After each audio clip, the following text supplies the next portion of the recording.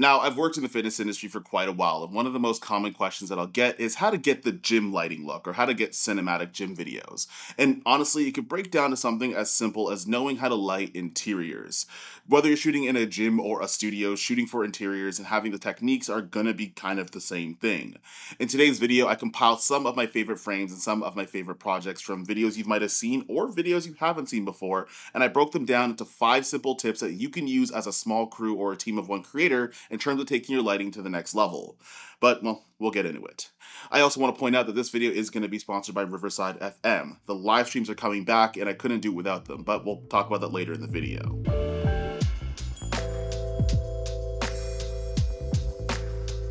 Now, first things first, we're going to be talking about our location. Now, if you're going to be in cinematography, you're in charge of the look, and that doesn't limit to exactly where you're going to be shooting. Now, there's a couple things that I keep in mind whenever I'm picking locations in order to shoot, and it actually helps out with giving a starting point to get the best images possible. Number one, you want to make sure that there's a little bit of natural light, or at the very least, there isn't mixing tones from indoor light and outdoor light.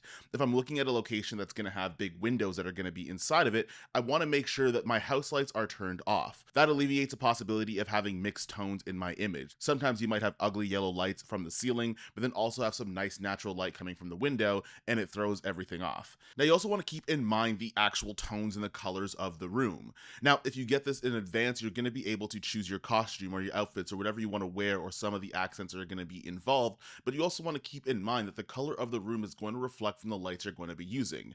Typically for me, I like using either white walls or just off-white because it complements skin tones. However, if you have a choice, make sure you scout things out to make sure that things make sense. Now, when you are inside of the room and you might have some ugly house lights, which a lot of locations have, easy, just turn them off and let that natural light come in. Now, if there isn't a lot of natural light, you might have to use more lighting, but I want to show you guys an example of what it looks like when you pick the right location, you pick the right tones, and how easy you can make your lighting when you have everything else dialed in.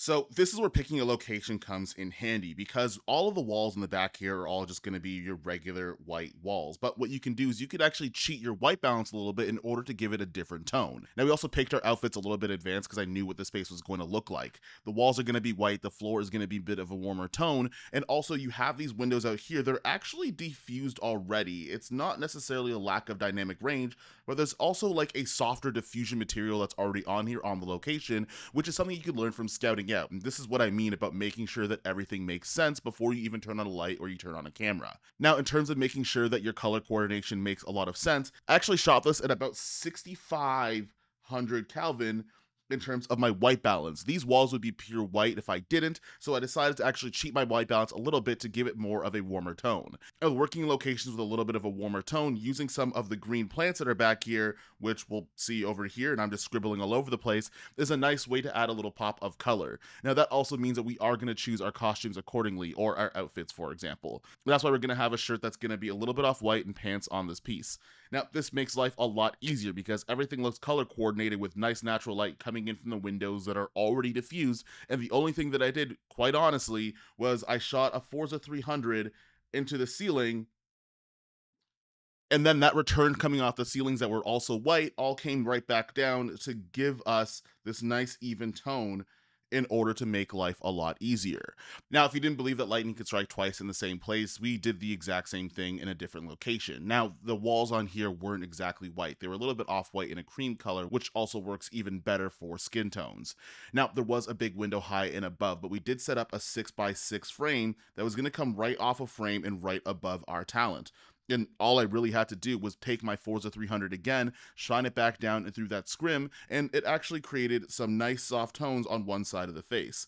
Now, on top of that, just to make sure that things are a little bit even and not too moody, we also put those 5-in-1 reflectors that you can get on Amazon right on the other side of the face. Now, it's not going to necessarily have the output as much as you would, but you still are going to get a little bit of return onto here and make a nice and even tone. This is really great, especially if you're going for more fashion, more flattering looks, if you don't want things to look too moody, because without that 5-in-1 reflector reflecting on the white side or putting a negative fill on one side, it might not look exactly the way that you want it to. However, we only used one light and we leveraged everything else on our set design and our location.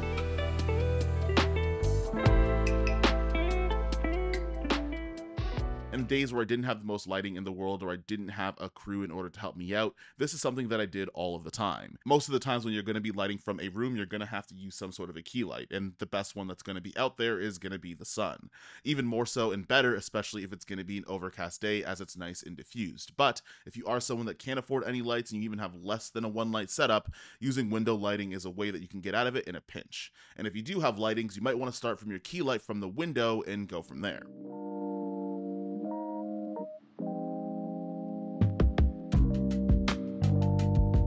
Now, one really great technique and something that I've been using is be able to create contrast, but not just contrast in your luminosity and making sure you have light, dark, and light, but actually making sure that you have contrast within your colors as well. If you ever look at a color wheel, you'll notice that certain colors that are across from each other are called complementary colors. This is really nice, and the reason why the teal and orange look works so well. These colors contrast each other and complement each other because they're actually directly across from each other on a color wheel. Now, teal and orange aren't the only two colors that are across from each other that work really well. You can go with purple and green, which I actually haven't seen that much and not my favorite, but one that I like to use is red and cyan, which we'll use in this example. Now, this is easily one of my frames that went to absolutely nowhere. That's a whole other story, but you're going to notice that there's going to be two tones here that work really well. You have the cyan on this side, and then you're going to have the red on this side. We also did a little bit of costume design where having our talent wear red to actually make that pop out a little bit more. And as well as we did have a little Nanlite 60B that was at about 5600 Kelvin in order to give our even tone on the face. Now, this is going to be a little bit more of a complex frame in order to get this color. Now, these lights right over here, these kind of tube lights, they actually are practicals for the room. Now, what I did was I did cheat my white balance to about 2600 Kelvin in order to get these to be as cool as humanly possible. Red doesn't really fit on a color Kelvin spectrum as orange or yellow would when you're changing your white balance, so these reds actually stayed red even though I was changing my white balance a lot. Now, what's nice about that, with a little bit of color grading, I could turn this blue a little bit more on the green side to give it that cyan look, and I could retrieve my reds in order to make it look as red as possible, giving that little bit of contrast. However, when you are working in a location where you do have house lights, if you have the ability to change your white balance around to make them the color that you want to instead of that ugly green yellow tone, you could actually do that by setting your white balance down to be really low. Now, one thing that was really cool was the fact that you did have these bright red lights that were inside of the building. If you guys want to see an even deeper breakdown of this particular shoot, even though it kind of went to nowhere, I'll actually leave that over here because it was my first time with the Sony Venice. Basically, what I want to get with this guy is that the fact that you can use some of the lights that are ambience in the room, and you could use your white balance to cheat the other tones that might be there as well. In a regular situation, these two lights would be clear white and red, but what I did was I cheated my white balance a little bit down in order to get a more blue tone or close to cyan, while being able to bring up my reds in post in order to give that color separation and contrast. Now, without having a light on the talent's face, especially for this close-up shot, it might have had a little bit of a tone where you can't really get what the skin tones are, and that's why I added in another light in that 60B in order to be able to give a little bit more accurate of a color on the skin instead of just having a red face that would have been on one side and a cyan face that would have been on the other. So if you are in a situation where you do have some really nice ambient light like this location, which we talk about in the first step, you're able to get some nice color separation, but do keep a little bit of a light for your close-ups. I usually will put it to 5600 Kelvin or adjust the temperature to make sure that I do get some true to color stuff while at the same time having a two-tone color contrast in order to make my images pop. Now, I did a little bit of stock footage and some promotional stuff for Cellucor a couple of years ago as well, and this is another example of using a two-tone color contrast while also making sure you have a daylight balanced light in order to make sure the skin is accurate. Now, this one's pretty obvious because it's already in the shot, but I do have my teal light to create that teal and orange look. That's going to create that teal that's going to be on the side of the hair as my edge light. And then I also have an orange pavo tube as well, creating that orange edge on the side. Now, right above our talent, we are going to have a little bit of a softbox, and we'll talk about my relationship with softboxes later, but this is going to be a falconized, I think it was a 2x2 panel that was at 5600 Kelvin, in order to give that light, in order to make that skin tone a little bit more accurate. Now, if I had removed that, you would have just gotten two separate colors, which wasn't what I was going for. I wanted them to be more of an edge. Now, in terms of my exposure for here, I was actually at 5600 Kelvin as well in camera, so that way the tones of my RGB lights aren't going to be swayed based on my white balance. Now, there's a bunch of different ways that you can do this, but generally speaking, what I try to do is pick two colors on that color wheel and either produce that color and change my white balance for the ambient and wearing a different sort of costume or outfit or wardrobe, Or when you're in a situation when you have those lights already built in, try to emphasize those in order to make that split. And if you can't do that, you might just have to use pavo tubes on your RGB settings, which we're going to get into a little bit later in this video because pavo tubes are going to be your friends here. Now, today's sponsor is going to be Riverside FM. Not only do they give me the resources possible to make these videos, but also live streaming is back. We are going to come off our sabbatical and we are going to have a weekly live stream either on Sunday or Monday, depending on what gigs I have, but that's beside the point. With Riverside FM, not only can you use it as a video calling platform, you could also store it onto a cloud service and export in 4K. On top of that, you could live stream not only to one platform, but to many at the same time while simulcasting, which makes it a lot easier in terms of using one device in order to live stream to things like YouTube or Twitch or any other platform that has live streaming, and you only have to worry about one single link. Speaking of actually saving some of those conversations in podcasts, you can actually go into Riverside's back-end editor in order to edit via text or using AI tools to actually have a complete video in a podcast format, and you get to do it a lot quicker. On top of that, they do have things like magic clips, and I love these because I like cutting up different formats of a podcast type episode, but at the same time, it does generate AI in order to not only make titles for you, but it picks out the most interesting parts of your cast in order for you to make short form content to link back into the video. Special shout out to Riverside FM for sponsoring these videos. The live streams will be coming back at the time of this video, actually, probably the following week. But let's get back into this lighting tutorial.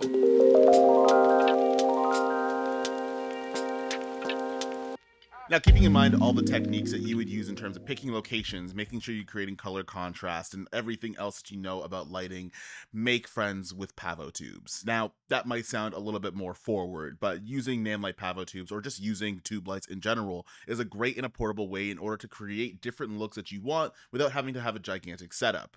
Now, one of the things that I love to do is I actually got magnet clips for my Namlight pavo tubes, and I'd stick them to anything that was a surface that was magnetic, or I'd throw them up on stands at the same time. I was going to go into a particular frame to start to break these down, but I decided I was just going to show you every time that I've used them in this particular part of the video. The reason why is you could use the RGB feature to create different looks. You can use it as a practical light when it's off frame. You can even use it as a key light, which some people have done in their films. Making friends with portable lighting setups that are easy to use, especially in a small crew or a team of one or just a couple, is a great way to add in some extra lighting without having softboxes, scrims, and stands, and just using one of those guys as something like a magnet in order to create the looks that you want to. Also, it goes without saying, I've used these quite a bit and I do recommend them in terms of my tube light of choice. Now, for my last tip and a kick that I'm going to go on to is getting rid of my softbox, or using anything but a softbox. Now, why would you want to get rid of a softbox in general? Generally speaking, in a bigger space where you have a controlled environment, a lot of times on more professional sets, you don't see a ton of softboxes. I wanted to do it in a little bit of an experiment, and I did do it in a video that I'll put over here, but a reason why I decided to do that a little bit more often, even as a small crew or a team of one, is the ability to not only have a nice natural wrap in terms of my light, but at the same time, it takes up technically less space. If you want to use a large softbox, generally speaking, you have to account for a lot of the space that that's going to carry. And some softboxes are going to be heavier than others, which means you also have to consider using the right stands in order to do so. Now, that does come with a trade-off and some things you have to consider. For one, you might want to have a stronger light. Using a 60-watt light or a 300 might not be enough if you want the most output, especially because you might be shooting through something or bouncing it off, where you're going to lose that output if you're going to be shooting through and not having a light directly on your subject. Another thing you want to consider is the type of fabric you're going to be using. Some fabric is going to be used to be able to bounce things off, like using a ultra bounce, depending on whatever size you want to use. And sometimes you might have diffusion like a magic cloth, where you could shoot through in order to soften up that light, but still have a natural wrap because you're working with a sheet instead of working with a softbox or an umbrella. Now, a lot of your lighting techniques are going to be the same. You're still going to want to light from where the ambient is coming from. You're still going to want to make sure that you have the right color temperature, and you can still use other things like RGB or different lighting techniques in order to create contrast, and as well as you still want to consider your location, your caution design, and everything else that goes into the frame. However, this actually takes up a little bit less space versus a softbox in certain situations, and as well, if I want to have a more naturalistic look while still using lights, I've started to kind of like using fabrics instead of softboxes instead. Now, what you're looking at is correct. This is Terry that we actually shot a little bit of a Nikon intro for because I just wanted to practice cinematography and he was in the city at the time. Now, what's really cool about this is actually being able to use your ambient light and to make some fake ones as well. Now, in the shot, I made a little bit of a mistake because you can catch that Namelight 60B that's going to give a little bit of an edge light off of there to separate my subject from the background. I might just have to crop that out when I finish this edit. But you're also going to have another backlight as well in that window. Now, the sun is actually coming from the left side of the frame. But the hard part with that is that unfortunately the gym actually flooded. So what we had to do is we had to think on the fly. I decided to put my Namelight Forza 500 on a 2x Fresnel and shine it through a magic cloth. Now that diffusion sheet actually did soften up that light that comes onto the side and make sure that it's not as harsh, but at the same time it's still very, very bright. Now if you haven't noticed, the color temperature on the sky is going to be 5600 Kelvin all across the board. Now this is also because it was a bit of an overcast day. It was raining in and out, which actually caused the flooding in the first place, but I decided to just split the difference and make sure that everything was at 5600 Kelvin and then bring up my tones later on. Now because I'm not working too much with a bunch of different pops of color, I kept everything neutral and everything clean. However, when you're using anything but a softbox, this didn't take up as much space. Basically what I did was I put the light where you would see some of the sunlight coming through the glass wall in order to control it a bit more, and then just put up a 6x magic cloth in front of it in order to soften and break up some of that light, which actually created a really good shot here. Now, in terms of using the same theme, especially to get your coverage, you don't have to make everything sidey and moody. You could actually make things a little bit flattened out while still having some contrast. Now, here, this is actually where we have the sun coming in. This is just a big ambient source in terms of that sunlight giving you a lot of the exposure onto here. I actually didn't use a light on this side, but what we did is we actually used a bounce instead of a diffusion while using something like a 60B that's going to go right over here, and that's going to be shining into an ultra bounce that's going to give you all that return that's right over here, giving more exposure to the face.